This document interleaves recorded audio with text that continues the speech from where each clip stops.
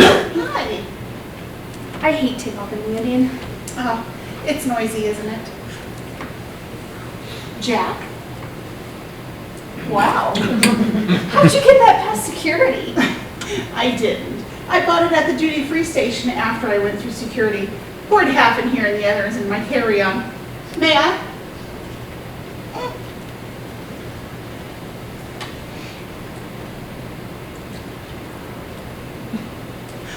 There, that'll help. I hope so. This isn't exactly a pleasure trip. Houston. Are you going to Houston or on to Atlanta? Houston. Me too. I'm homeless. Oh, homeless?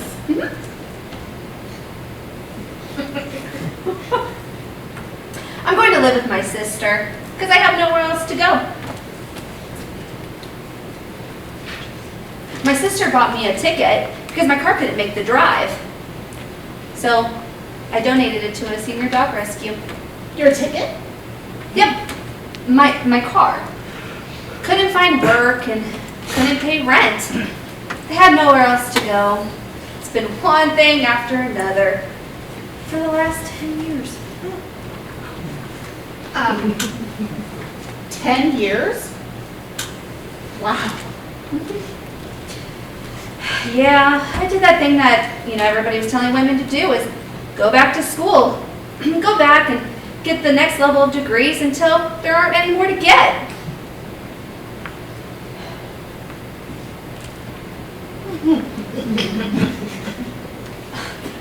I borrowed all the money I can from the government for my degrees. What sort of degrees? In English. English. Of all things. I have a BA, an MA, a PhD, and an MFA. The MFA is in Russian art history. I thought I could teach, but it took so long to get that now no one will hire me in a 10-year track position, and a junk couldn't pay enough to pay my bills. Now, the Academy cranks out these degrees assembly line style, and there's so much competition with people younger than me. Too bad you can't sell those things. Degrees. Oh, trust me, I've looked into it. I have no idea what I'm going to do in Houston. I mean, I don't have a car. My sister already told me that I can't borrow hers, and I didn't ask for her decision because I'm in no position to argue. But with no transportation in a car-centered city, it's going to be hard.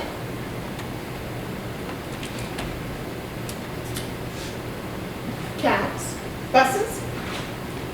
No money for cabs, and buses are extremely unreliable. Right. Bicycles? No, they live way out in the suburbs, and I could pedal till my legs fall off and get nowhere.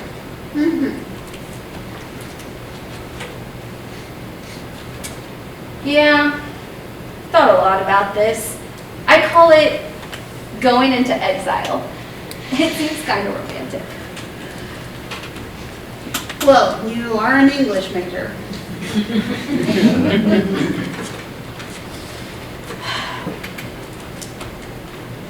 What about you? Me? Where are you going, Houston? Oh, actually.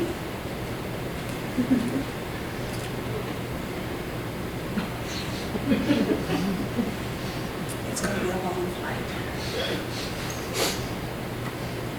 Oh, why the hell not? I'm going to a cancer treatment center for chemotherapy. You have cancer? Right. Oh my.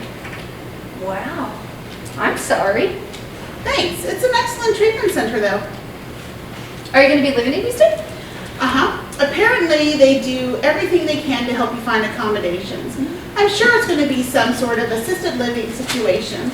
which is actually kind of a relief. I need some help right now. Are you in any pain? I have fantastic meds. Should you be drinking? I don't care. Why should I? It's an experimental drug. Should I stop doing everything? Stop living? I scored some amazing medical marijuana in San Francisco, and nothing is going to stop me from using it. Here on the plane? Well, no. But when I get to Houston and things get really bad, yes, ma'am. I get to do what I want, say what I want, and be what I want now. Wow. It's like they always say, no matter how bad things are, someone else is worse off. Excuse me? I completely forgot about my problems there for a minute. Oh, how nice for you.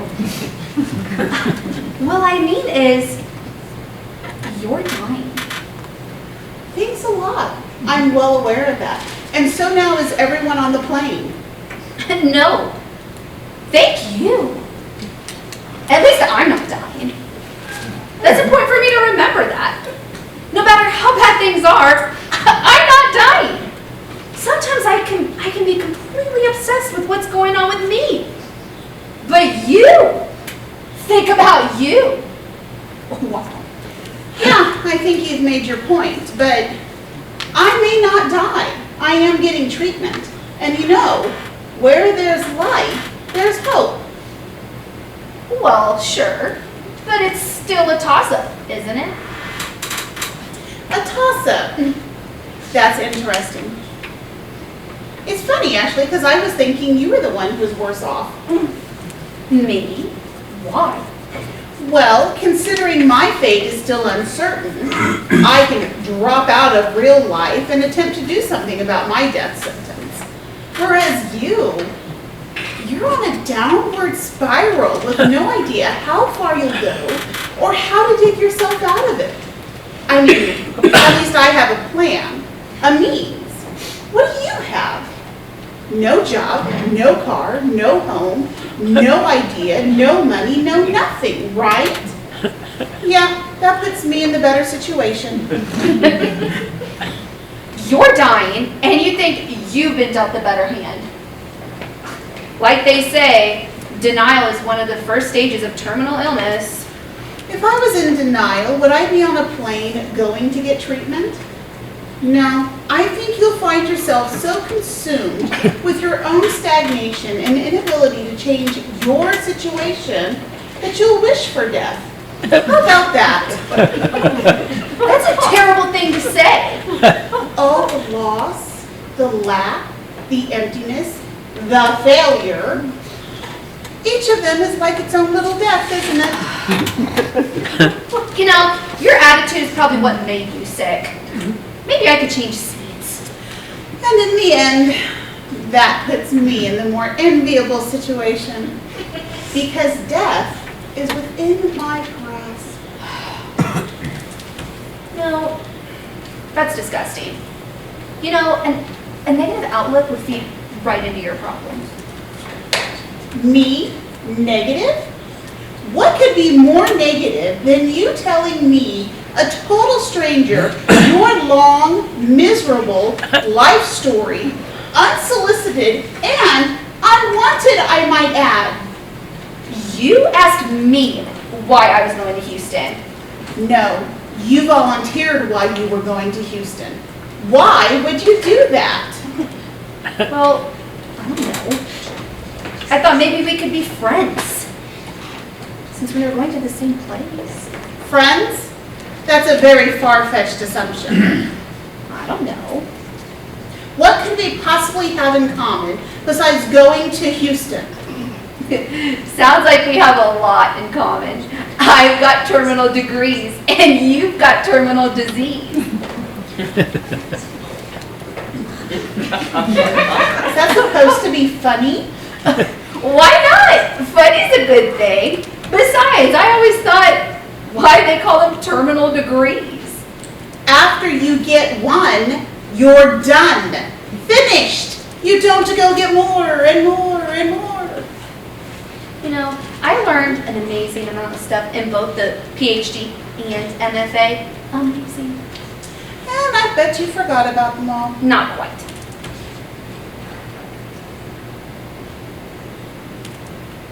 Those things are just dragging you down. They cost a lot of money and they're obviously useless. You know, I worked hard for that. It was quite an accomplishment. Several accomplishments. Now people call me doctor. And if you could only charge them a couple of bucks every time they call you that, they might pay for themselves. I worked hard for that credential. Hey, congratulations. Now what? Letting those meaningless pieces of paper drag you down, eat away at your self-confidence and your self-esteem, it's like a cancer. Too bad there's not an experimental drug for your terminal degrees. I've got that and I don't even care about dying. Dying's easy. Living, that's the bitch. Oh my God. You're right. Living just goes on and dying's one and done. There's something very peaceful in it. I haven't known peace for years. Anxiety, sleepless nights, panic attacks, the shame and the feeling that you're somehow illegal because you can't pay your bills. But now I've got to interrupt it all with more chemotherapy. You know what they say, if the disease doesn't kill you, the treatment will. Then why bother? You can refuse treatment. Go into hospice and let the drip, drip, drip of the morphine with the Jack Daniels chaser take care of things. And you, in spite of your uplifting situation going on, put a gun to your head. Hey, what a bad attitude. Besides, yuck. Who could do such a thing? People do it all the time. And there's other ways if you don't like the mess. Shutting yourself up in a running car in a shut garage. Don't have a car. The drug overdose way. You have to get the drugs first. I'm sure your sister has some. They are on a lot of medications. But you know, there's always the alternative. Life union. I think we should change the subject to rainbows and puppies and unicorns. Oh, I don't feel good. Oh. You're kidding. Oh. Sorry, it's the last vestiges of chemo from San Francisco. What? I have to carry them around with me. It's life in the jaws of death. I have never had such a weird conversation with anyone. Me either. At least it's honest, though. I get so tired of people pussyfooting around the conversation or avoiding it altogether.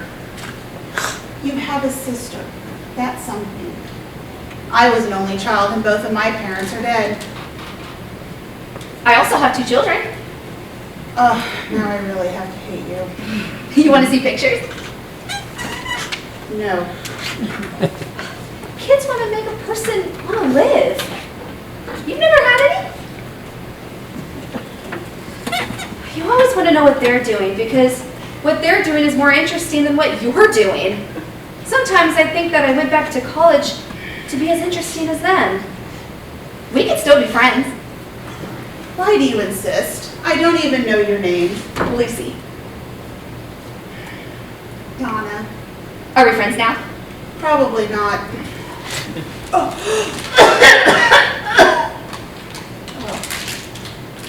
You know, a friend would find a way to dispose of this.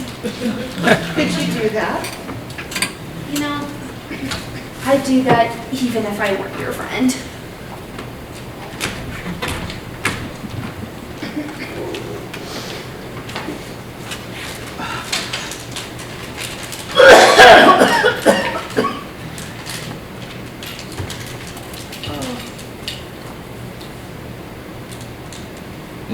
I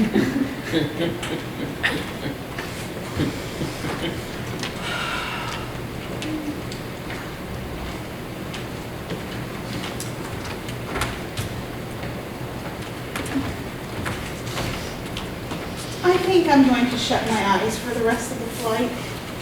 Dream about those rainbows and unicorns and puppies and kittens. Sounds heavenly.